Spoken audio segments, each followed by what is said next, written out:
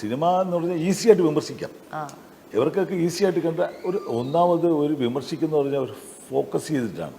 നമുക്കറിയാതെ ആരെ ഫോക്കസ് ചെയ്യുന്നത്, അതെ, ആരെയാണ് ഇതിന് വിമർശിക്കുക. ഇപ്പൊ എന്നെയാണെങ്കിൽ എനിക്ക് കുഴപ്പമൊന്നുമില്ല, ആരെന്ത് വിമർശിച്ചാലും ഞാൻ ഓക്കെ പറയും. എന്നാൽ അവരെടുത്തോട്ട് കൈ കൊടുക്കും, മോനെ ഈ നാളെ ഇങ്ങനെ പറയുന്നത്. അത് എനിക്കത് പ്രശ്നമൊന്നുമില്ല.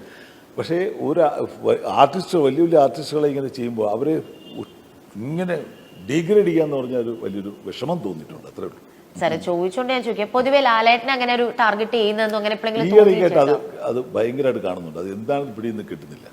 അദ്ദേഹം എന്ത് ചെയ്തിട്ടാണ് ഇത്രയും പ്രശ്നം ഉണ്ടാകുന്നതും കാണുന്നില്ല. അദ്ദേഹത്തെ ഇങ്ങനെ വിമർശിക്കുക എന്ന് പറഞ്ഞാൽ ഒരു സൈഡിൽ അദ്ദേഹത്തെ സ്നേഹിക്കുന്ന ആൾക്കാരും ഒരുപാട്, അവരും പതറിപ്പോവാണ്.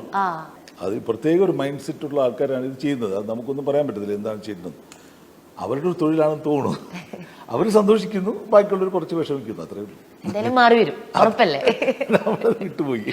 അതെ. ഇപ്പം നമ്മുടെ കാപ്പ സിനിമയിലെ വന്നപ്പം ഭയങ്കരമായിട്ട് മറ്റേ ഗുണ്ടബിനു, ഗുണ്ടപ്രവീൾ, അതിന്റെ ട്രോളുകൾ ഒരുപാട് വരുന്നുണ്ടല്ലോ. സാർ ഇതൊക്കെ കണ്ടായിരുന്നോ? ഞാൻ കണ്ടു, ഇഷ്ടംപോലെ കണ്ടു. ഞാൻ സന്തോഷിച്ചിരിക്കുകയാണ്.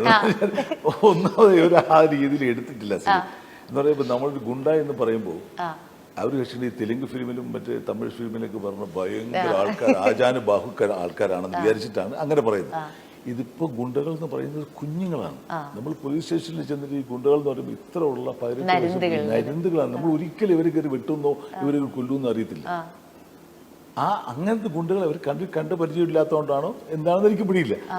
എന്ന് പറഞ്ഞാൽ ഈ കുട്ടിയല്ല നിയന്ത്രിക്കുന്നത്, ഈ ബിനു എന്ന് പറയുന്ന കുട്ടിയല്ല നിയന്ത്രിക്കുന്നത്.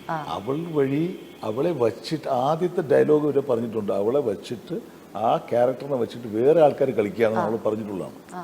ആ സിനിമ ഫോളോ ചെയ്യുമ്പോഴേ അറിയാം. എന്ന് പറഞ്ഞാൽ ഫസ്റ്റ് സീനില് അവരെ ഇൻട്രൊഡ്യൂസ് ചെയ്യുന്ന ഫസ്റ്റ് സീനിൽ ഒരു ട്രോമ വർക്ക് ചെയ്യുന്നുണ്ട്.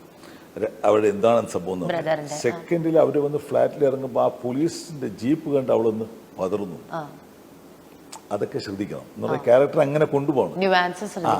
മൂന്നാമത്തെ സീനിൽ ഒരു ക്വസ്റ്റ്യൻ ചെയ്തുകൊണ്ടിരിക്കുമ്പോൾ ബിനു എന്ന് ചോദിച്ചിട്ട് അവൾ ചോദിക്കുമ്പോൾ പേരെന്ന് ചോദിച്ചപ്പോൾ 2 പ്രാവശ്യം അവളൊന്നും മടിച്ചു എന്നിട്ടാണ് അവൾ പറയുന്നത്. ഇതൊക്കെ നമ്മൾ കാണുന്നതാണ്. എന്നിട്ട് ലതീഫിന്റെ ക്യാരക്ടറിന്റെ സാധനം വരുമ്പോഴും അവര് ഹസ്ബൻഡിന്റെ അടുത്ത് പറഞ്ഞു കൊടുക്കുകയാണ്, അയാൾ എന്ത് ചോദിച്ചാലും ചെയ്തു കൊടുക്കണേ. അപ്പോൾ അവരുടെ എന്താണ് റിലേഷൻഷിപ്പ് എന്നുള്ളത് ലാസ്റ്റിലേ അറിയത്തുള്ളൂ. ഇത് ഇങ്ങനൊരു സംഭവം നമ്മൾ ഒരിക്കലും പ്രതീക്ഷിക്കാത്ത ആൾക്കാരായിരിക്കും ഇത് ചെയ്യുന്നത്. സാധാരണ ഇപ്പോഴത്തെ അറസ്റ്റ് ചെയ്യുന്ന കുട്ടികളെ കണ്ടിട്ടില്ലേ, ചില പെൺകുട്ടികളെ കണ്ടിട്ടില്ലേ, നമ്മളതിനെ അന്തം വിട്ടു, അയ്യോ ഈ കുട്ടി ചെയ്തോ. ഈ കാലഘട്ടം അങ്ങനെയാണ്. ഇപ്പൊ ബിനു എന്ന് പറഞ്ഞാൽ ഇത്രയുള്ള നരുന്ത് കുട്ടിയെന്നാണ് നമ്മൾ പ്രതീക്ഷിക്കുന്നത്. പക്ഷെ അവിടെ നിന്ന് ഉണ്ടാവുന്ന അവരുടെ ബ്രെയിനിലെ വർക്ക് ചെയ്യുന്നത്.